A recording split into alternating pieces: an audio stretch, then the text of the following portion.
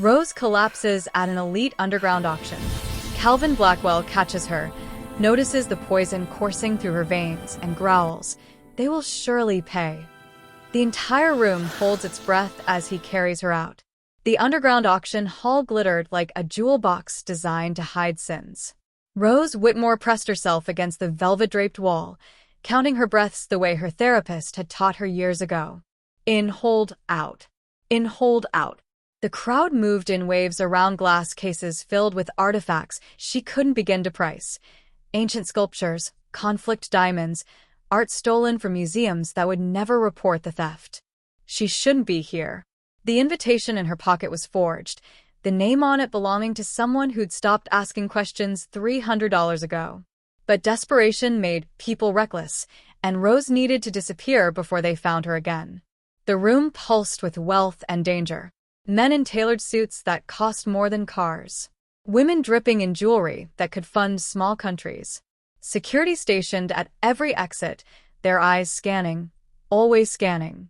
Rose kept her auburn hair tucked behind her ears, kept her cream-colored dress simple and unremarkable, kept her presence as small as she could make it. Lot 47 is next on the auction block. The auctioneer's voice carried through the space, smooth as aged whiskey. A rare Fabergé, authenticated and extraordinary. Rose's vision wavered. She blinked hard, willing it to clear. The edges of everything had started to blur 10 minutes ago, and now the room seemed to tilt slightly, like she was standing on the deck of a ship. Her mouth tasted metallic. Wrong. Something was wrong. She'd been so careful. Hadn't eaten anything at the venue. Hadn't accepted drinks. But the water bottle she'd bought from the corner store, had it been sealed? She couldn't remember. God, why couldn't she remember? Her pulse hammered in her ears. Too fast, too loud. The beautiful people in their beautiful clothes blurred into watercolor smears. Rose pushed off from the wall, needing air, needing space, needing to get out before. The floor rushed up to meet her. She fell. Strong arms caught her before the marble could. The impact she'd braced for never came.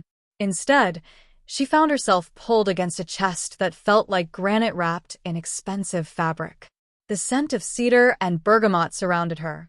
Power radiated from whoever held her, the kind of power that didn't need to announce itself. Through the haze consuming her vision, Rose glimpsed him. Dark hair swept back from a face carved in sharp angles and hard lines. A jaw marked by a faint scar that somehow made him more devastating instead of less. Eyes the color of midnight, fixed on her with an intensity that should have terrified her. Calvin Blackwell. Even in her deteriorating state, Rose knew that name. Everyone in the city knew that name. The man who controlled half the criminal empire from the shadows. The man politicians feared. The man other criminals wouldn't cross if they valued their lives. His jaw tightened as he looked down at her. Those dark eyes moved over her face, not with curiosity or annoyance, but with something sharper. Recognition of a problem. Assessment of a threat. Then his gaze dropped to her hands, her neck, her arms. His entire body went rigid. Rose tried to speak, to apologize, to explain she'd leave and never come back, but her tongue felt thick and useless. The metallic taste intensified. She felt him shift his grip, one hand tilting her face toward the light. His thumb brushed her cheekbone, and she realized with distant horror that he was checking her pupils. "Poison," he said, voice low and deadly calm. The word cut through the stunned silence that had fallen over the auction hall. Rose felt the crowd pressing closer, felt 100 eyes on her, felt the weight of attention she'd spent 5 years avoiding. She tried to push away from him, tried to run, but her body wouldn't respond. Calvin straightened, holding her securely against his chest. His gaze swept the room with the cold efficiency of a predator identifying prey. Every person in that hall, billionaires, criminals, socialites, froze under the weight of his attention. When he spoke again, his voice carried. Not shouting, but projecting with the absolute authority of someone who expected to be obeyed and always was. "They will surely pay." For words. That was all it took. Rose felt the atmosphere in the room transform from shocked curiosity to primal fear. She saw a woman near the champagne fountain go pale. Saw a man in a gray suit signal frantically to someone by the exit. Saw the auctioneer set down his gavel with shaking hands. Everyone knew what those words meant. Blood would flow. Bodies would drop. Empires would burn. Because Calvin Blackwell had just declared war, and when he made declarations, he kept them. Calvin adjusted his hold on Rose, one arm beneath her knees, the other supporting her back. He lifted her as though she weighed nothing, and she felt him go still for just a fraction of a second. She knew why. She was too light. Months of running, hiding, surviving on whatever scraps she could afford had hollowed her out. Anyone who held her would notice. Clear a path, Calvin said, not loudly, but every person between him and the private elevator moved immediately. Rose's head lolled against a shoulder. Through the fog swallowing her consciousness, she caught fragments of the scene unfolding. Security guards speaking urgently into radios. A man in a burgundy suit already on his phone, probably calling his lawyer. A woman with diamond earrings crying quietly, knowing her connection to this place would cost her. Calvin's associate, tall, built like a boxer, with kind eyes that didn't match his profession, appeared at his side. "Boss, I'll call." "No hospitals," Calvin interrupted, his tone leaving no room for argument. "No police. I'm handling this." He carried her toward the elevator, and Rose felt the warmth of his body seeping into her cold skin. She wanted to tell him she couldn't afford his protection, that whatever price he'd demand, she couldn't pay, that getting involved with her was a death sentence. But darkness pulled at her from all sides, insistent and hungry. Her eyes drifted closed despite her efforts to keep them open. The last thing she registered was the tightening of Calvin's arms around her, protective and possessive in equal measure. The last thing she heard was his voice, quiet now, meant only for her. "I've got you. They're not taking you from me." Rose Whitmore had spent 5 years running from her past, convinced she'd die alone and hunted. She never imagined she'd fall, literally, into the arms of the city's most dangerous man. She never imagined her collapse would ignite a war that would reshape the criminal underworld. She never imagined that the man whose name made grown men tremble would look at her like she was something precious worth protecting. This was how it started. With poison in her veins and a monster's vow of vengeance. With strong arms catching her fall and dark eyes promising retribution. This was the beginning of everything. The war, the obsession, the love that would either save them both or destroy them completely. The devil had claimed his angel, and heaven help anyone who tried to take her back. Rose woke to silk. The realization came slowly, filtering through layers of fog that clung to her consciousness. Silk sheets against her skin. A mattress so soft it felt like floating. The faint scent of lavender, and something expensive she couldn't name. Everything was wrong in a way that made her heart race before her eyes even opened. She forced them open anyway. The bedroom was enormous. Floor-to-ceiling windows revealed a city skyline she recognized but had never seen from this angle. Too high up, too unobstructed. Dawn light spilled across marble floors and furniture that belonged in magazines. A chandelier hung overhead, crystal catching the early sun and scattering light like diamonds. Rose sat up too quickly. The room spun. Her hand flew to her throat, finding smooth skin where she expected pain. She looked down at herself. Someone had changed her clothes. The cream dress was gone, replaced by a men's dress shirt that fell to her mid-thigh. Black silk. Expensive. Not hers. Panic clawed up her spine. She threw back the covers and swung her legs over the side of the bed. Her bare feet touched cool marble. Where was she? How long had she been unconscious? Who had undressed her? The door opened. Rose grabbed the nearest object, a decorative pillow, and held it in front of her like a shield. Useless, but her hands needed something to do. Calvin Blackwell stepped into the room, and the space somehow felt smaller despite his measured movements. He'd removed his suit jacket. His white shirt was rolled to his elbows, revealing forearms corded with muscle and marked with scars that told stories she didn't want to know. His dark hair was slightly disheveled now, like he'd been running his hands through it. Those midnight eyes found hers immediately. "You're awake," he said. Not a question. A statement of fact delivered in that deep voice that had declared war over her unconscious body. Rose pressed herself against the headboard. "Where am I?" "My home." He moved further into the room with the fluid grace of someone completely comfortable with his own power. "You've been unconscious for 6 hours. My doctor treated you." "Your doctor?" Her laugh came out sharp and brittle. "You mean your criminal doctor who doesn't report gunshot wounds?" Something flickered in his expression. Amusement, maybe, or appreciation for her understanding of his world. "Dr. Chun is exceptionally qualified. And discreet. I want to leave." No. The word was absolute. Final. He pulled a chair from near the window and positioned it beside the bed, sitting with the casual authority of a king on a throne. "You were poisoned, Rose. Ricin specifically. Slow acting, designed to look like natural causes. Someone wanted you dead, but didn't want to trace back to them." The room tilted again, but this time it had nothing to do with the poison. "You know my name." "I know everything." He leaned forward, elbows on his knees, eyes never leaving hers. "Rose Whitmore. 26 years old. No permanent address for the past 5 years. You've been using forged documents to stay invisible. The invitation you carried last night was purchased from a man who sells identities out of a pawn shop in the garment district." He paused. "You're good at hiding, but someone found you anyway." Rose felt her carefully constructed walls crumbling. "I don't know what you're talking about. Lying to me is a waste of both our time." His voice dropped lower, softer, but no less commanding. "Who wants you dead, Rose? That's not your concern.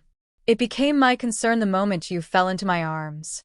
He stood, and she had to tilt her head back to maintain eye contact. He was tall, imposing, every inch the predator his reputation claimed.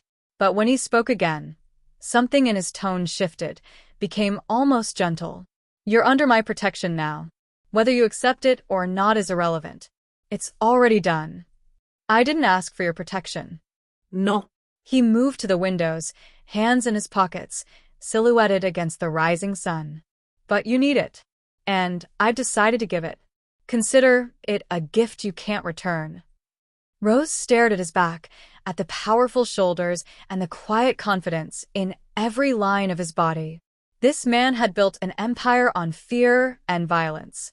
He'd killed people, she had no doubt about that. And now he stood in golden morning light telling her she belonged to him. The terrifying part wasn't his declaration. It was the small, desperate part of her that wanted to believe him. Will Rose trust the devil who caught her fall? Or will her secrets destroy them both before love has a chance to bloom? The poison was just the beginning. The real danger is what comes next. Subscribe now because the next chapter reveals the prison Rose walked into and why Calvin's protection might be the most dangerous cage of all. Can you handle the truth about what she's running from? Most people can't. Rose tested the first door at noon. The bedroom led to a hallway lined with abstract art that probably cost more than most people's houses. She walked barefoot across hardwood floors, still wearing Calvin's shirt and a pair of leggings someone had left folded on a chair. The mansion was a maze of wealth and silence. Too many rooms, too many corners where danger could hide. The front entrance was massive. Carved oak with brass handles that felt cold under her palms. She pulled. Locked. "Miss Whitmore." The voice came from behind her, polite but firm. "Mr. Blackwell requests you remain inside." Rose turned.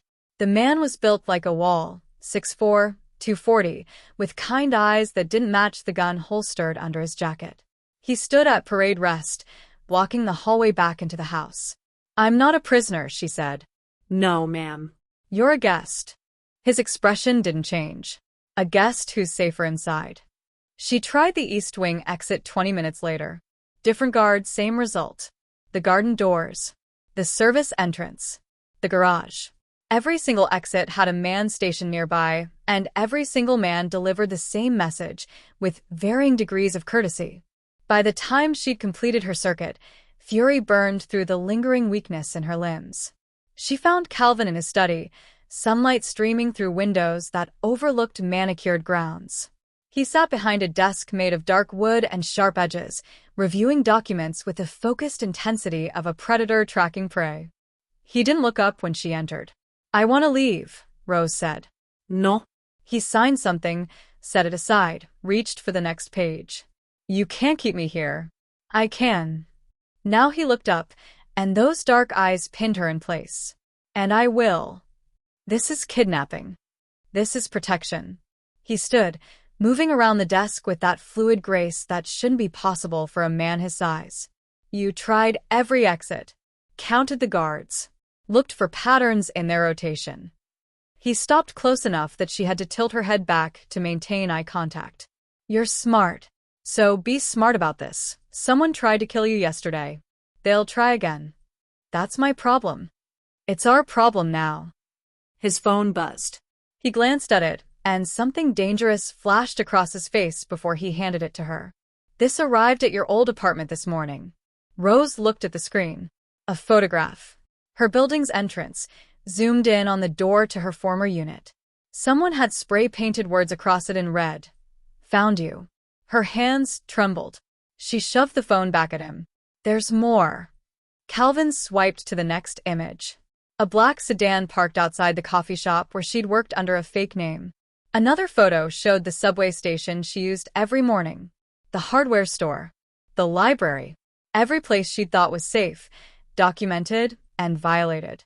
"They've been watching you for weeks," Calvin said quietly, "building a pattern, waiting for the right moment."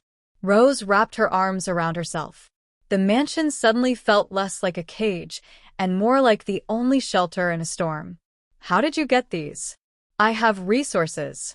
He pocketed his phone. "The man following you yesterday got sloppy. My people intercepted him. He's being questioned." The way he said questioned made her stomach turn. She walked to the windows, needing space, needing air that didn't smell like cedar and danger. The grounds stretched out below, acres of green lawn, high walls, guards patrolling the perimeter. A beautiful prison. A gilded cage. But outside those walls, someone was hunting her. "How long?" Her voice came out smaller than she intended. "How long do I have to stay?" Calvin moved behind her. She could feel his presence, warm and solid, and far too close. His reflection appeared in the glass beside hers, darkness next to her pale fragility. "Until they're eliminated," he said. "However long that takes." Rose closed her eyes. 5 years of running, and she'd finally been caught. Not by her enemies. By the devil himself. "I don't have a choice, do I?" "You always have a choice." His voice dropped lower, intimate in a way that made her skin prickle. "You can stay here, safe and protected. Or you can leave and be dead by morning. Choose wisely, Rose." She opened her eyes and met his gaze in the reflection. He watched her with an intensity that should have terrified her. It did terrify her. But underneath the fear was something else. Something that felt dangerously like relief. "I'll stay," she whispered. "For now." His reflection smiled, slow and possessive. "Good girl." Victor arrived the next morning with coffee and a cautious smile. "Miss Whitmore." He set the cup on the breakfast table where Rose sat picking at pastries she couldn't taste. "I'm Victor Chen." "I'll be your shadow for the foreseeable future." Rose looked up at him. Asian features, early 30s, with intelligent eyes and a build that suggested he could kill efficiently but preferred not to. "Chun." "Like the doctor?" "My sister." His smile widened slightly. "Mr. Blackwell trusts family. Makes us harder to buy." She appreciated the honesty even as it reminded her whose world she'd fallen into. "I don't need a babysitter. Think of me as a very well-armed tour guide." Victor pulled out a chair and sat without invitation, comfortable in a way that suggested he'd earned his position through more than muscle. "The boss wants you comfortable here. That means understanding the house, the grounds, the rules." Rules. Rose sipped her coffee. It was perfect, cream, no sugar, exactly how she liked it. She didn't want to think about how they'd known. Like, don't try to escape? Like, don't go in the East Wing alone, and avoid the basement unless you enjoy watching interrogations. He said it casually, but the warning was clear.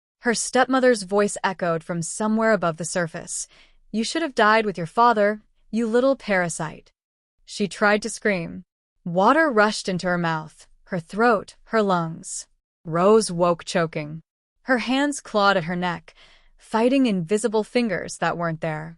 The silk sheets tangled around her legs like seaweed. She couldn't breathe, couldn't think, couldn't separate the nightmare from reality. Strong hands gripped her shoulders. Rose. Look at me.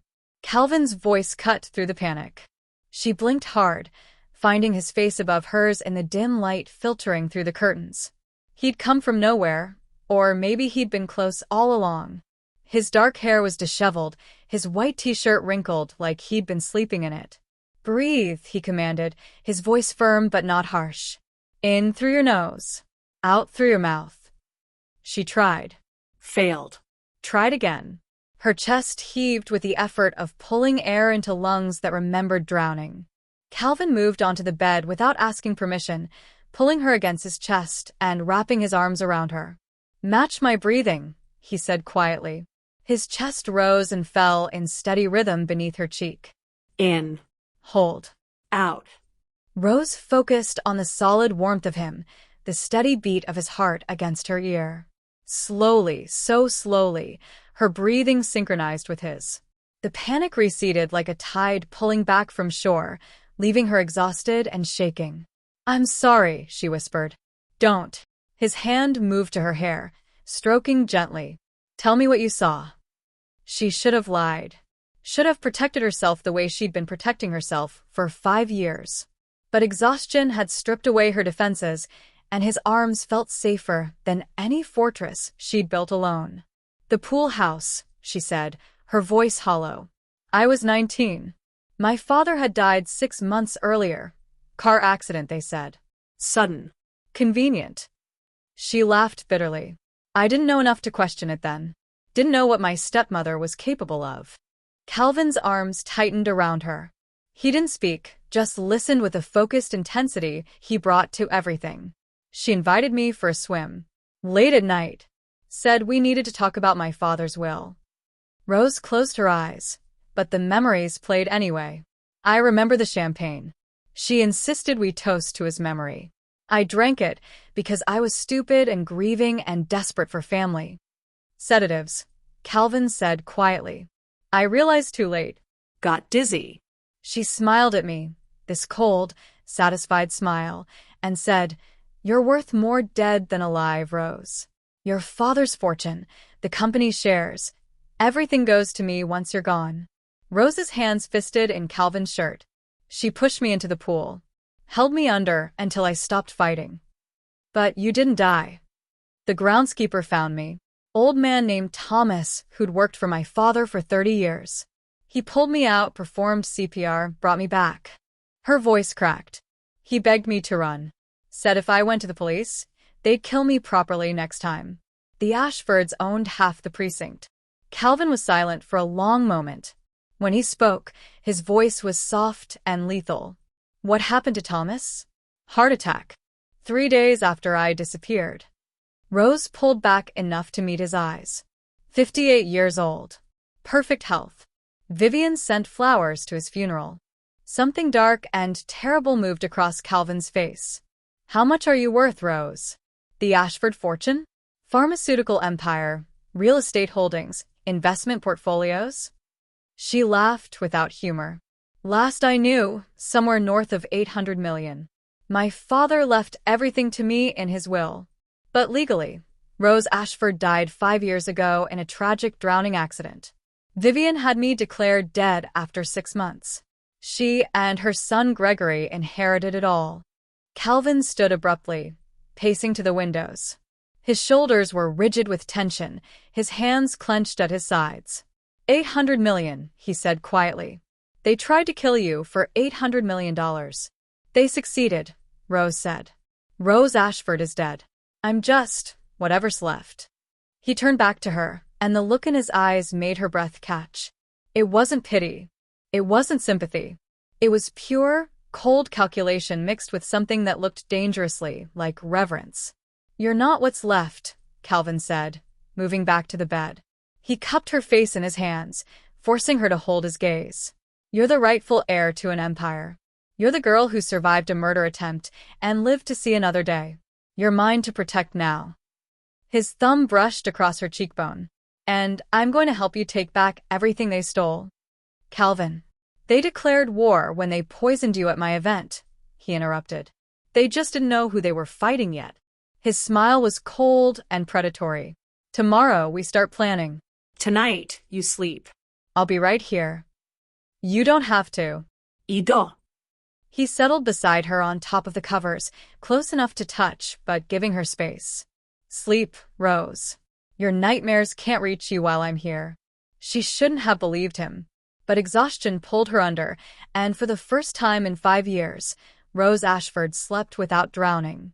The air they tried to bury just rose from the grave, and she's brought the devil himself as her weapon. Vivian Ashford's nightmare is just beginning. The gown was midnight blue, the color of deep water under moonlight. Rose stared at her reflection in the full-length mirror, barely recognizing the woman looking back. The dress hugged her body like it had been designed specifically for her, because it had. Calvin had sent his tailor with fabric samples and measurements taken while she slept. The result was devastating.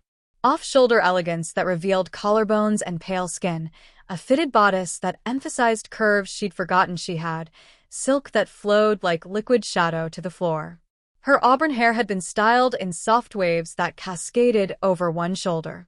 Makeup applied by hands more skilled than her own made her green eyes luminous, her lips the color of wine.